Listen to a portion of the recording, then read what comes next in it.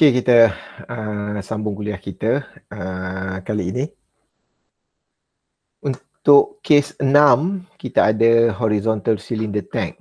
So, ini mungkin akan berbeza sedikit kerana bentuk yang mungkin tidak sekata di sini. Okey, bentuk yang tidak sekata di permukaan ini. Dan di sini kita ada mempunyai permasalahan sekiranya air berada di atas, katakan ini adalah garisan tengah, air berada di atas atau air berada di bawah.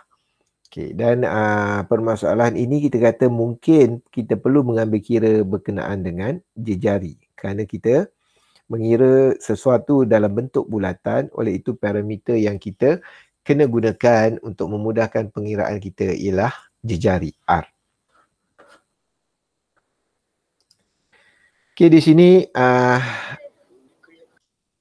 so andai kata kita ada sebuah tangki seperti ini dengan panjang 3 meter, diameter adalah 1.8 dan kita ada orifice di sini. So orifice membawa maksud kita ada satu lubang lah. So kita ada pipe katakan di situ dengan diameter 0.02 meter dan CD adalah 0.6. Okay, dengan anggapan mungkin air adalah bermula pada pertengahan tangki atau pertama di sini kita perlu mengeluarkan equation kerana kita faham bahawa cross section area ataupun panjang diameter ini berubah-ubah daripada satu keadaan ke satu keadaan yang lain. So kalau kita ada bawah, kita ada nilai yang lain. So nilai bawah adalah nilai yang lain dan akhirnya nilai yang bawah juga mempunyai nilai yang lain. Oleh itu kita kena buat do something untuk mendapatkan equation berkenaan dengan relationship of R, radius dan juga ketinggian H. So ini kerana nilai radius paling sesuai digunakan di dalam keadaan ini kerana tangki adalah berbentuk bulat. So jadi diagram apakah yang perlu kita buat? So kita boleh melukis seperti ini dengan beranggapan bahawa di sini adalah center point untuk bulatan dan dengan anggapan untuk soalan ini kita kata permukaan air berada pada ketinggian ini. Oleh itu jarak ini ialah jejari, jarak ini juga adalah jejari dan jarak ini juga adalah jejari. So andai kata kita air berada pada permukaan ini. So oleh itu kita boleh mengira sebagai ketinggian ini adalah H. Okey. Okay, let's say kita kata ketinggian ini adalah H. Oleh itu ketinggian di sini memadai untuk kita menulis sebagai R tolak H. Kerana apa? Jarak ini adalah jejari R. Oleh itu kita tolakkan dengan nilai H sehingga sini. Oleh itu kita boleh dapat jarak ini ialah R tolak H. Oleh itu kita boleh membuat persamaan dengan menggunakan nilai R untuk mencari nilai B. So nilai B ni ialah apa? Nilai B ialah nilai panjang permukaan air. So anggap ini adalah B.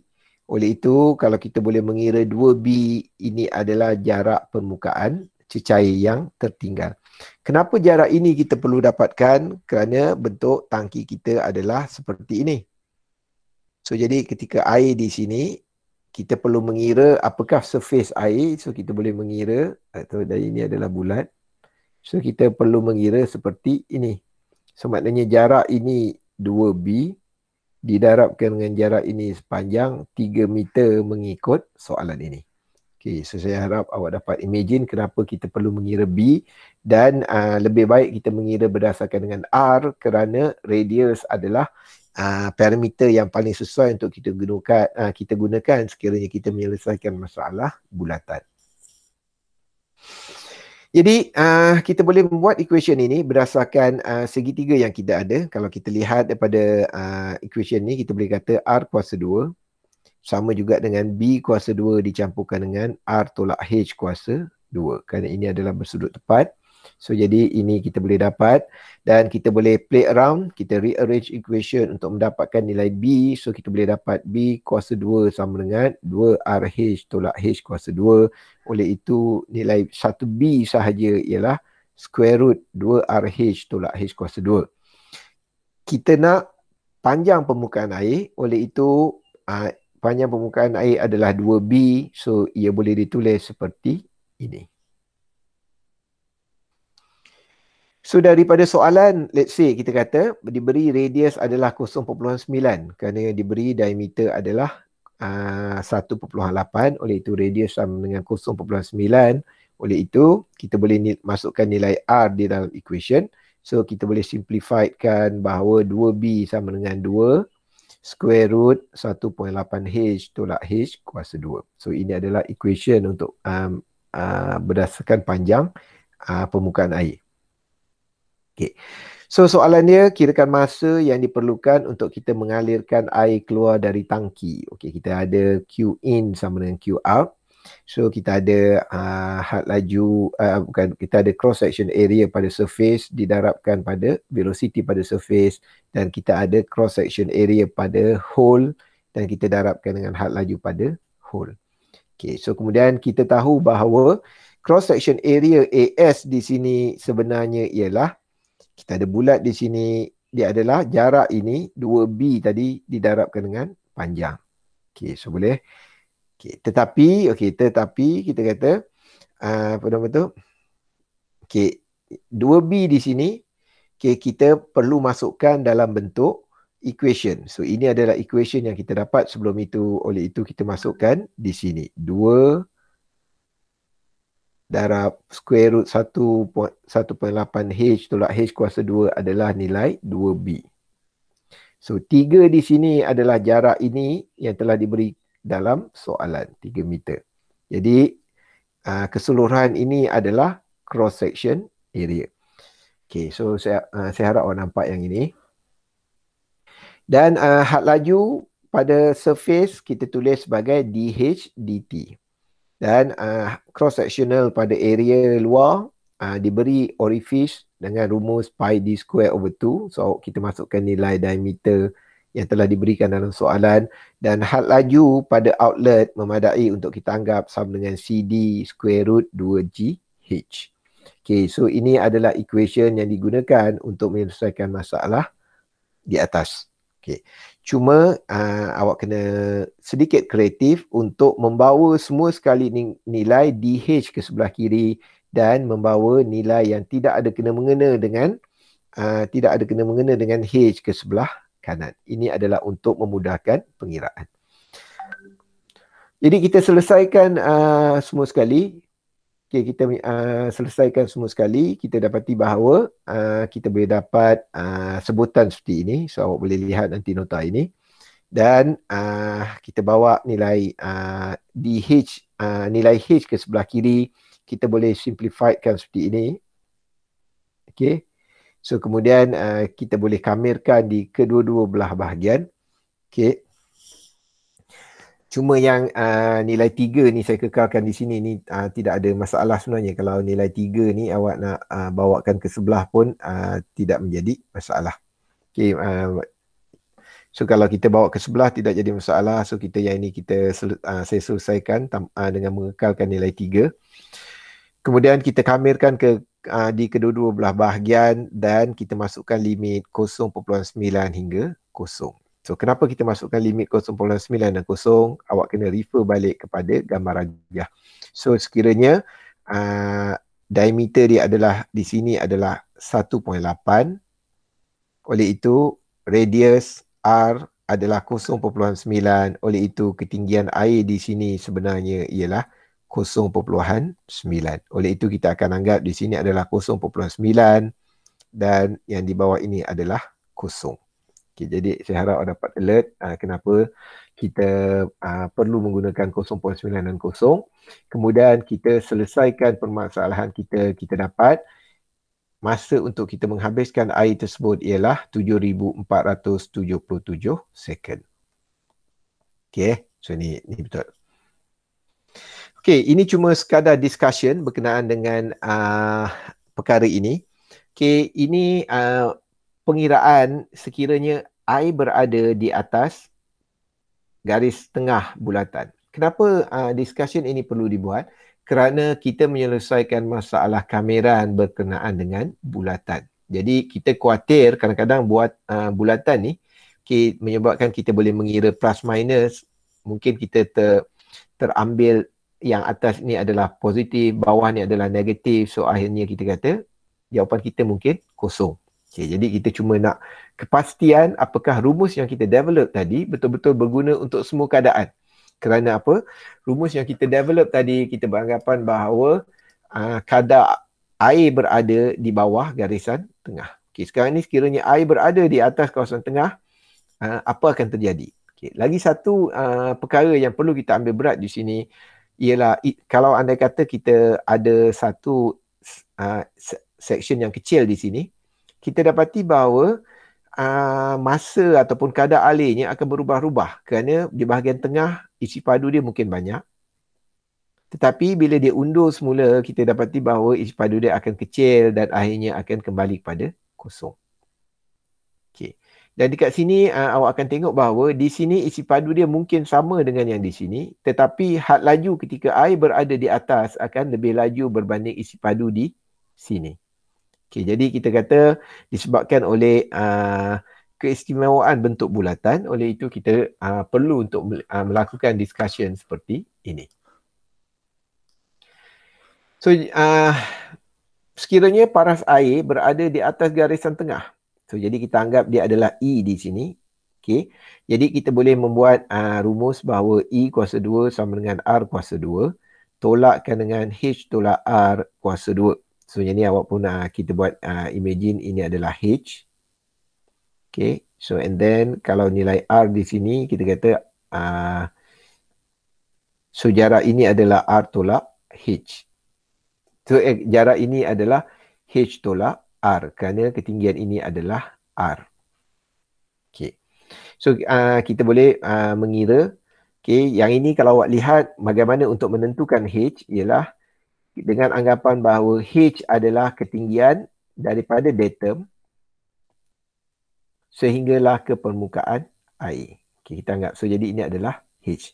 So, untuk situasi ini kita dapati bahawa air berada pada permukaan atas, oleh itu ketinggian ini adalah H. Okay. So, daripada trigonometri kita boleh dapatkan equation ini, kita boleh kembangkan dan akhirnya kita boleh mengatakan bahawa E kuasa 2 sama dengan 2RH tolak H kuasa 2. So, sama juga dengan sebutan B kuasa 2. Oleh itu, tiada masalah untuk kita menyelesaikan air, menyelesaikan masalah sekiranya air berada di atas bulatan atau air berada di bawah garis tengah bulatan. Okay, kerana dia akan membawa maksud nilai yang sama. Okay, so maknanya kita telah tamatkan di situ beberapa contoh yang melibatkan pengaliran air yang keluar daripada satu tangki. Untuk contoh yang seterusnya, okay, dia adalah melibatkan tentang pengaliran air yang berhubung antara satu tangki dengan tangki yang lain. So, ini contohnya. Okay, maknanya kita tidak lagi membincangkan tentang perkara tangki dihubungkan dengan pipe dan air dialir keluar. Tetapi kerana apa? Kerana dalam keadaan ini kita kata kemungkinan besar ialah air boleh dialirkan secara total. Maknanya kita boleh habiskan air dalam tangki dan dialir keluar. Okay. Tetapi untuk kes 7 ini, kita menghadapi keadaan di mana kita cuba alirkan air daripada satu tangki ke tangki yang lain. Okay.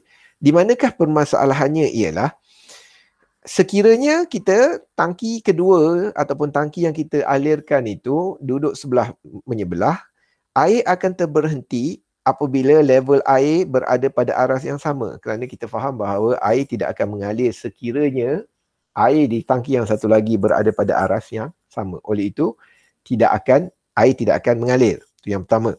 Yang kedua, awak kena faham bahawa di sini akan berlaku had laju yang berbeza. Pengiraan dia ada sedikit berbeza kerana pada inlet di sini, katakan daripada dia mengalir daripada tangki kiri ke tangki kanan. So pada inlet kita kata air mengalir daripada atas ke bawah. Kita tahu kita ada rumus dHdt.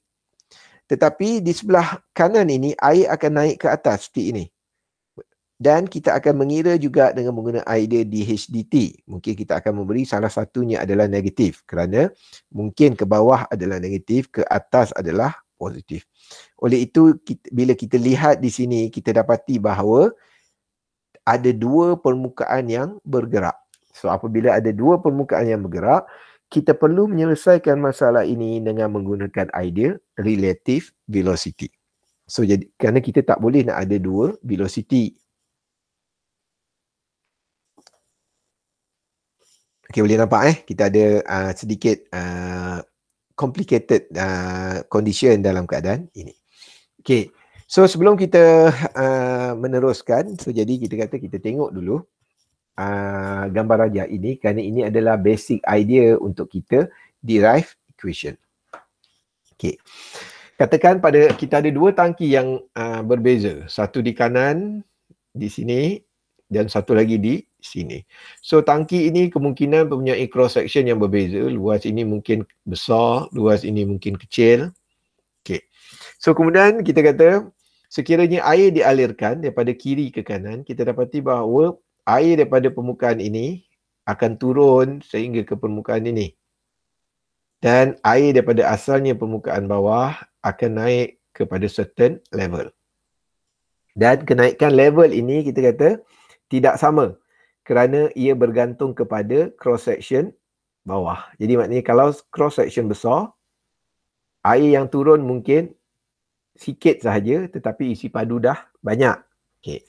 Tetapi kalau cross section kecil, okay, untuk balancekan dengan had laju air yang kat sini, oleh itu kenaikan air akan menjadi lebih pantas. Okay, menyebabkan had laju dirasakan lebih tinggi. Okay, tetapi kita kata kadar alir mula berhenti sekiranya nilai H ini, maknanya beza antara level ini dan juga level air yang baharu di sini sama dengan kosong.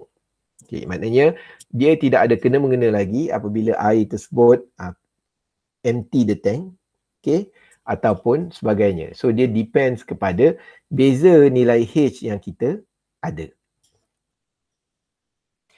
Okay, jadi apa yang kita perlu buat? First, kita masih lagi menggunakan conservation of mass atau kita menggunakan continuity equation. So kita katalah Q in sama dengan Q out. So di sini kita akan mengambil bahawa A1 ni adalah inlet dan A2 adalah outlet kerana secara nature-nya air akan mengalir daripada 1 ke 2.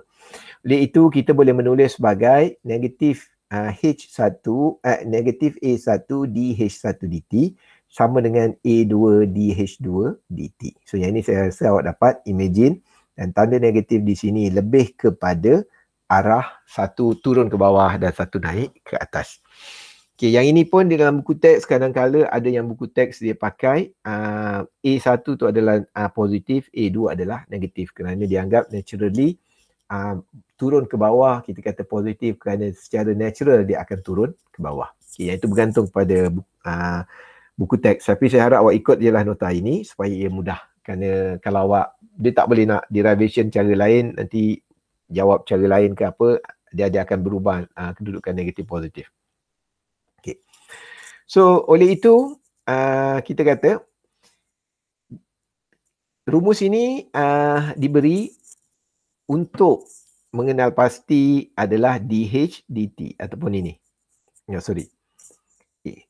Kita cuba keluarkan satu rumus kerana sekarang ni kita ada 3 H. Kita ada H1, kita ada H2 dan kita ada H. Dan kita dapati antara H1 dan H2, H ini yang lebih penting kerana H inilah yang menentukan sama ada air akan terus mengalir atau berhenti.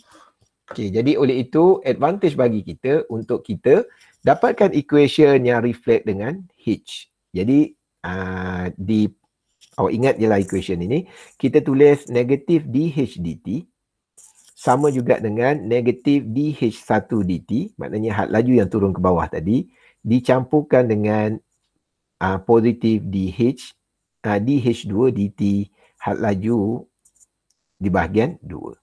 Okay, kenapa DH/dt ini kita beri nilai negatif? Kerana kita beranggapan bahawa nilai DH/dt akan menghampiri kosong.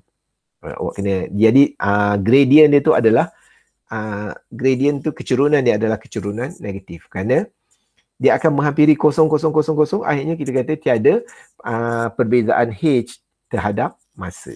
Okay, yang itu So jadi apa yang kita buat, kita akan cuba rearrange perkara ini. Pertama, yang ini kita dapat daripada flow rate yang pertama. Kita kata negatif A1 DH1 dt sama dengan A2 DH2 dt. Yang ini kita dapat di sini. Okay. Kemudian kita boleh ubah Y DH2 dt kepada negatif A1 over A2 DH1 dt. Yang ni awak faham lah. Kita kita bawa A ni ke sebelah je, kita boleh dapat yang ini. So then, okay, apa yang kita nak buat ialah di dalam equation ini kita ada H2. Jadi nilai H2 ini kita gantikan dengan nilai DH2 yang kita ada di sini. Jadi kalau kita masukkan, kita boleh dapat equation ini. Dan seterusnya kita nampak sini adalah DH1, ni pun DH1. So kita boleh factor kan. So kalau kita factor, kita boleh dapat nilai ini, and then kita boleh rearrange factor kita, okay, supaya menjadi DH1 over dt sama dengan DH dt 1 per A campur A1 A2. Okay. Jadi di dalam penyelesaian masalah ini, okay, kita perlu ingat satu lagi equation, iaitu ini. Kita kena ingat DH1 dt sama dengan DH dt per 1 campur A1 A2. Di mana A1 adalah cross-sectional inlet dan A2 adalah cross-sectional outlet. Okey, kemudian apa yang kita buat? Kita akan samakan dengan mana-mana flow rate yang ada di dalam sistem. Okey, sebelum ini kita ada tangki dan kita ada pipe seperti ini. Kita comparekan flow rate inlet di sini dengan outlet di sini. Okay. Sekarang ni kita ada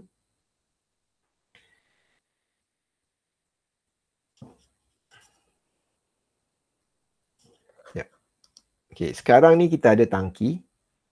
Okay, tetapi dia disambungkan dengan satu tangki yang lain. Jadi tadi kita dah ambil sini inlet dan sini outlet untuk kita dapatkan equation 3. Settle. So sekarang ni kita kena comparekan equation 3 ini dengan mana-mana bahagian supaya flow rate dia tetap sama. Kerana flow rate dia memang sama. Jadi selalunya kita akan comparekan dengan flow rate yang berlaku pada pipe di tengah-tengah. Okay, so boleh nampak Okay. So jadi apa yang perlu kita buat ialah Okay,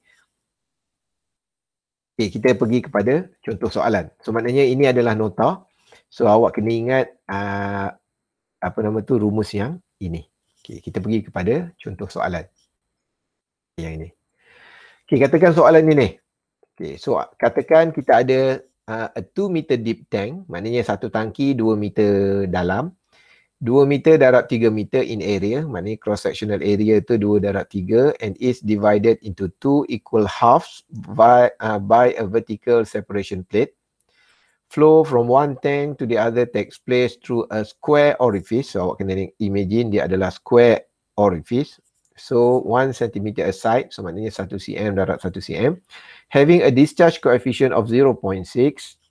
Okay, if water is initially at 1.5 meter on one side of the plate and 0.5 meter depth on the other side, calculate the time taken for the depth in both tanks to be equal. Okay, yang ni saya harap awak boleh print screen ataupun ambil gambar. So ini soalan dia. So secara gambar rajahnya, ini adalah gambar rajah tersebut. So maksudnya kita ada sebuah tangki panjang 3 meter. Okay, lebar 2 meter, maksudnya ke sana ni 2 meter. Okay, kemudian kita akan bahagikan secara equal. So maknanya kita adalah 1.5, 1.5. So and then air di sebahagian di sebelah kiri setinggi 1.5, Di sebelah kanan 0.5. So kita tahu air daripada tempat yang tinggi akan mengalir ke tempat yang rendah. Okay, yang tu tak jadi masalah. Tetapi air akan mula berhenti apabila ketinggian H di sini bersamaan dengan kosong. Maknanya tiada lagi perbezaan ketinggian. So kemudian diberi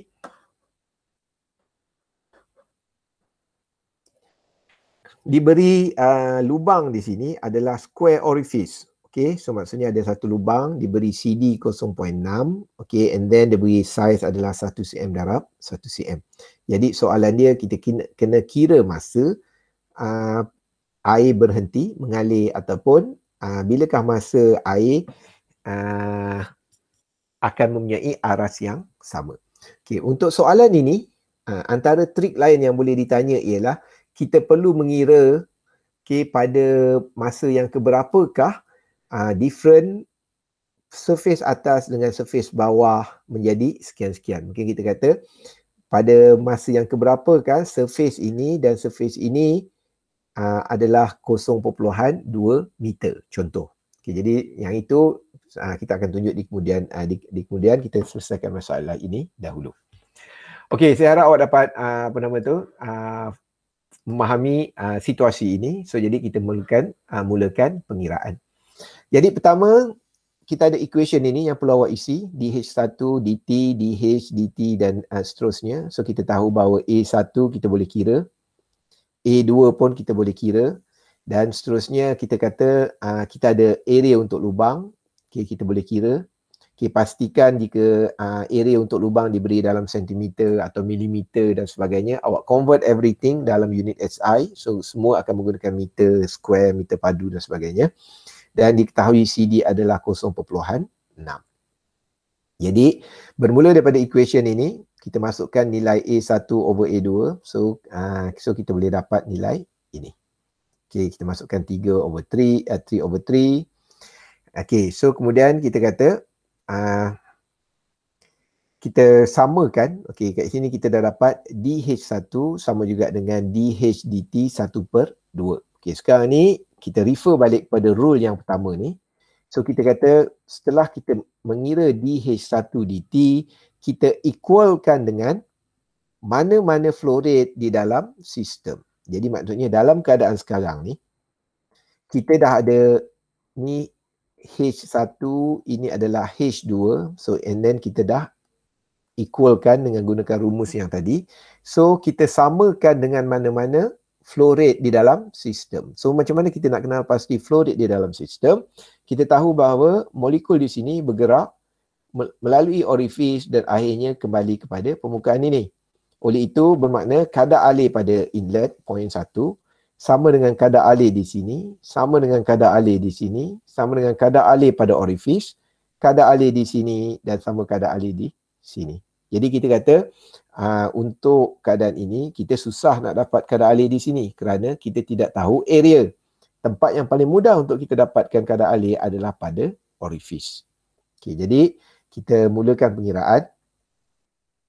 Jadi setelah kita dapat nilai dH1 dt sama dengan dH dt ni, so kita equalkan dengan kadar alir pada orifice. So jadi kadar alir pada kita yang ini kita gantikan A1 1/2 dH ni yang kita dapat 1/2 ini. So kat sini awak kena berhati-hati. Pertama, ini adalah nilai dH1 dt. Okey, jadi dH1 dt ni, okey, awak jangan comparekan ini sahaja. Okey, kerana kalau awak tengok di sini kita masih lagi ada Q pada 1 sama dengan Q pada orifice. So jadi macam mana nak mengira Q? Masih lagi menggunakan pakai A darab V. Cuma nilai V di sini kita kena ubah, kita kena beri dalam bentuk DH sahaja. Kerana kadar alir, kerana velocity dipengaruhi oleh H. Sekiranya H sama dengan kosong, velocity akan berhenti. Okay, jadi kita ambil A1 ni adalah cross sectional untuk inlet dan DH1 dt kita ganti dengan 1/2 DH dt. Kerana kita perlu compare dengan total H. So area untuk orifice kita tahu dia adalah square, so kita darab, kita tukar kepada SI unit, dan velocity untuk orifice memadai untuk kita mengira sebagai square root GH. Okey, boleh? Yang ini. So yang ini kita kata mungkin awak alert ataupun awak faham keadaan apa nama tu, Bernoulli equation. Mungkin di sini awak kata kat sini kan ada ketinggian, kat sini kan ada ketinggian ini, kita boleh kira and so on so forth. Kita mungkin boleh kira rho GH sebagai pressure and so on so forth. So macam mana ni? So jadi jawapan yang paling mudah ialah pertama kita kena pastikan bahawa di sini akan berlaku rumus. Jadi kalau once awak masukkan nilai everything, so awak akan dapat solid value. Nanti awak tak boleh nak buat. Okay, awak tak ada value H untuk awak kamirkan terhadap H. So jadi awak punya equation tu adalah cacat nanti. Jadi untuk mengekalkan bahawa rumus tersebut mestilah dalam bentuk pemboleh ubah, memadai untuk kita masukkan nilai had laju pada orifice adalah sama dengan square root 2GH. Okey, semua dalam soalan ini diberi nilai CD, oleh itu kita masukkan CD square root 2GH. Okey, kemudian kita masukkan A1 sama dengan 3 dan kita boleh selesaikan. So yang kita tahu, kita boleh kita kena bawa semua sekali nilai H ke sebelah kiri dan kita kena bawa perkara yang tidak berkaitan ke sebelah kanan, DT. Okay, DT kita bawa ke sebelah kanan dan kita boleh selesaikan. So kita akan kamirkan kedua-dua belah bahagian, then kita kena masukkan nilai. So kita masukkan nilai di sini, apakah limit yang perlu kita masukkan, kita refer kepada keadaan. So jadi kita kata so walaupun ketinggian ini daripada datum, so ini katakan datum adalah 1.5 dan 0.5. So tetapi awak kena faham bahawa kekuatan air yang mengalir daripada sini ke sini sebenarnya adalah beza antara ketinggian ini dan ketinggian ini. Oleh itu datum yang awak perlu masukkan sebenarnya adalah 1 dan 0. Okay. Saya tak prefer awak masukkan 1.5 dan 0.5 kerana okay, nilai H tersebut perlu menggambarkan kekuatan had laju ataupun kekuatan perlu menggambarkan tenaga, potential energy yang di-convert kepada velocity. Memang awak kata 1.5 tolak 0.5 is 1, tapi secara realitinya tidak. Seolah-olah awak menggambarkan okay, ketinggian dia 1.5, tenaga 1.5 itulah yang akan di-convertkan kepada velocity. So jadi awak perlu faham bahawa beza kedudukan ini yang akan mempengaruhi had laju air yang keluar. Oleh itu awak kena anggap ini adalah kosong dan ini adalah satu nilai. Jadi dalam keadaan ini kita kena masukkan limit 1 dan 0. Jadi dan kalau kita masukkan limit 1 dan 0, kita boleh dapat 11,286 saat.